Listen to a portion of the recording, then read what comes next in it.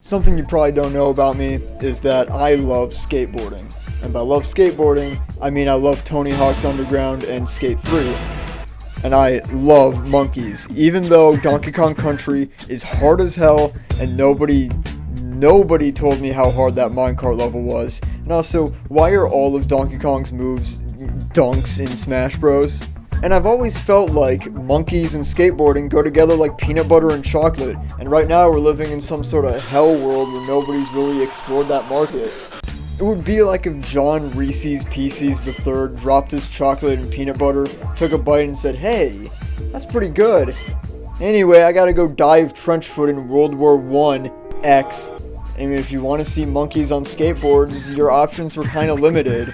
You had maybe a clip or two, a picture maybe, and 2001's epic MVP most vertical primate. Half pipe, full chub. An entire movie about monkeys on skateboards. Hell yes, brothers. You'll notice that this came out on October 5th, 2001, so 9/11 was fresh in the minds of anybody who saw this opening day. So was Most Vertical Primate the movie that the world, nay, America needed? I'd say yes, despite dipshit critics on Rotten Tomatoes saying the movie was soulless. Alex R. on Rotten Tomatoes went as far as to say, "I would actually give this movie -5 stars because this piece of shit, if this can be a movie, then any movie someone makes can be a movie. This is a piece of shit." And if you look at his profile, you'll see that he gave Rogue One 5 stars and said Suicide Squad was a great movie. So that's really all you need to know. And then Brian S., who has a Spirit Halloween logo as his profile picture, says, "Director Robert Vince has done it again, and this is one you'll want to own, not rent, because you and your kids can watch it again and again. How do they make that monkey do all those sports? Movie magic at its finest." Okay, but enough reading other people's reviews. Let's address the elephant in the room. Palestine. What's their fucking deal, bro? This is a sequel to an older, shittier movie called MVP Most Valuable Primate, which is about hockey. And it's mostly uninteresting except for like this businessman, Dean guy or something who wants to sell Jack, the monkey's name is Jack by the way, to a lab and give him fucking like hepatitis. Jack has been sold to the University of Tennessee Research Hospital.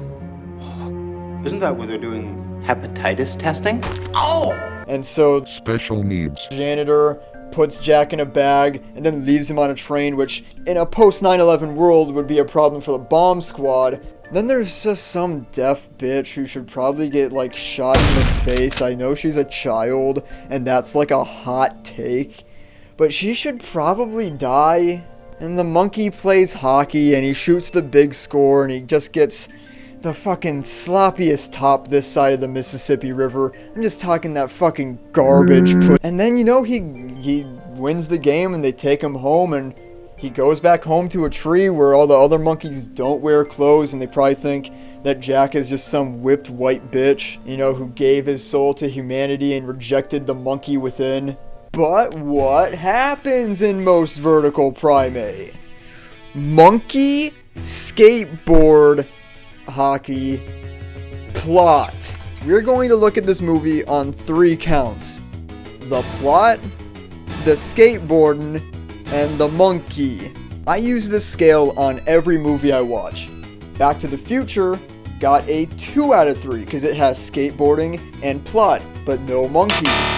United 93 got a 1 out of 3 because it had no monkeys or skateboarding in it. Now, I don't want to just go like beat for beat and repeat everything that happens in this movie and comment on every detail. I'm not the nostalgia critic. I respect your time. We both got work tomorrow. So I'm just going to give a real basic overview of everything that happens.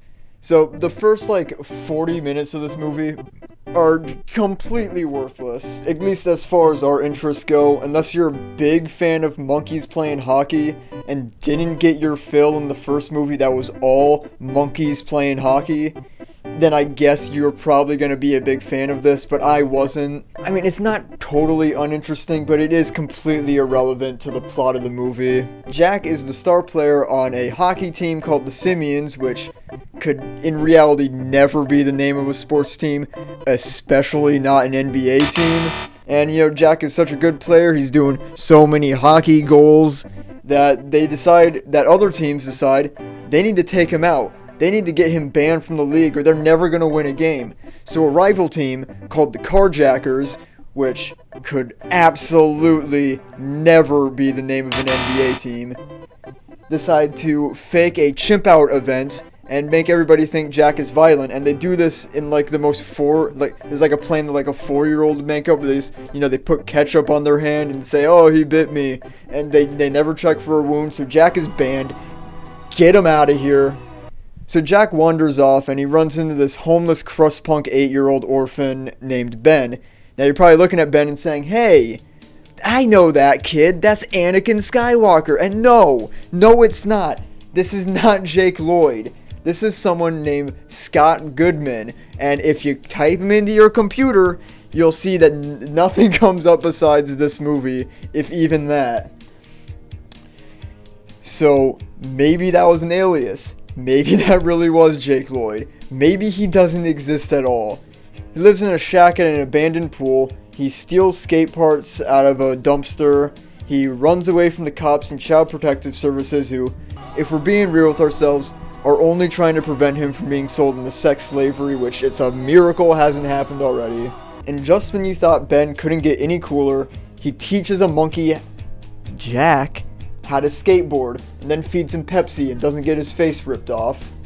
And the rest of the movie is kind of just scenes of them skateboarding around, and it's fucking awesome. They go through like this alleyway, which looks like it's something out of Tony Hawk's Pro Skaters, just ramps and rails everywhere.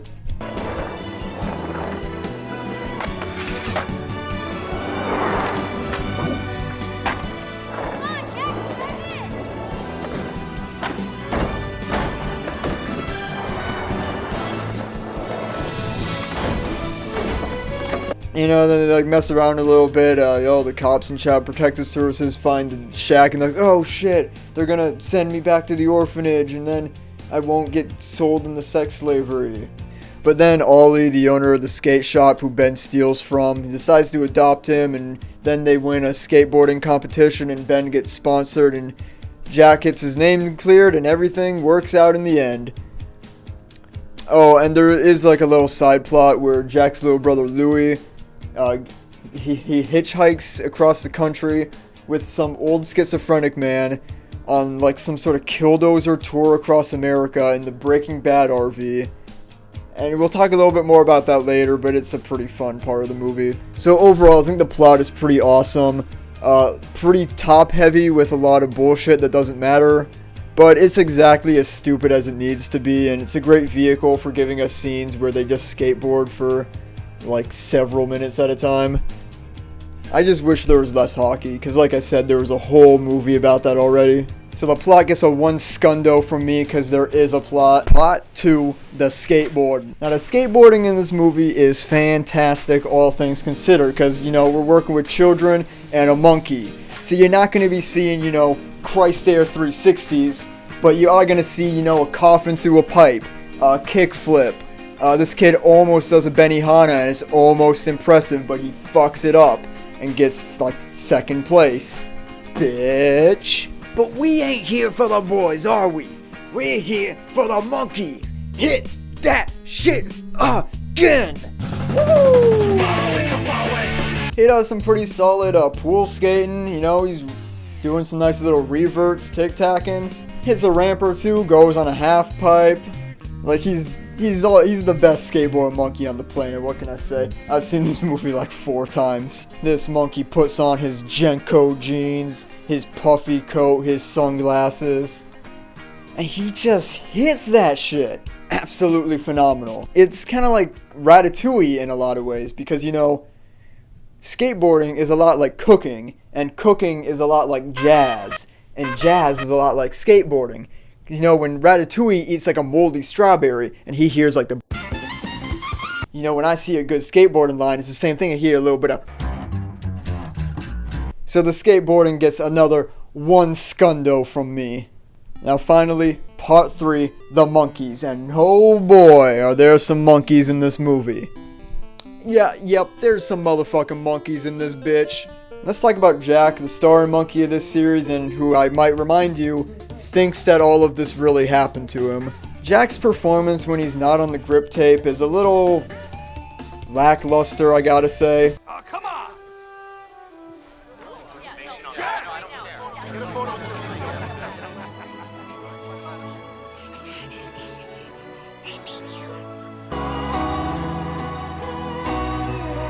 They write in some wacky hijinks for him to do, like he makes pancakes at some point in the movie and creates this really uncomfortable and suggestive gif of Ollie. His monkey walk, absolutely spot on. His arms are long as shit, what can I say? It's a real shame that the monkeys had to wear clothes though, because while it is kind of cute, it kind of makes me feel like they're not quite monkey enough. But I imagine, you know, Airbud Entertainment probably didn't want, you know, big old monkey dicks in the whole film, so... You know, then there's Jack's little brother Louie, who's just happier than a bitch. Look at this dude! While some old man is committing a good old-fashioned Toronto, this dude's just fucking beaming. Louie's just fucking sitting there. This monkey is cute as fuck, I love this little guy. He's just a little guy. Hey, what's the big idea? He's just a little guy. He's just a little dude. We got a little boy alert, we got a little guy alert, little baby man, got a little baby boy on the rink. Back up, stupid, get behind the yellow tape, idiot. Hey, get back, little baby man, get back, little baby boy, I'm gonna open fire on you, little baby man. Delta Squad, I'm going ape shit.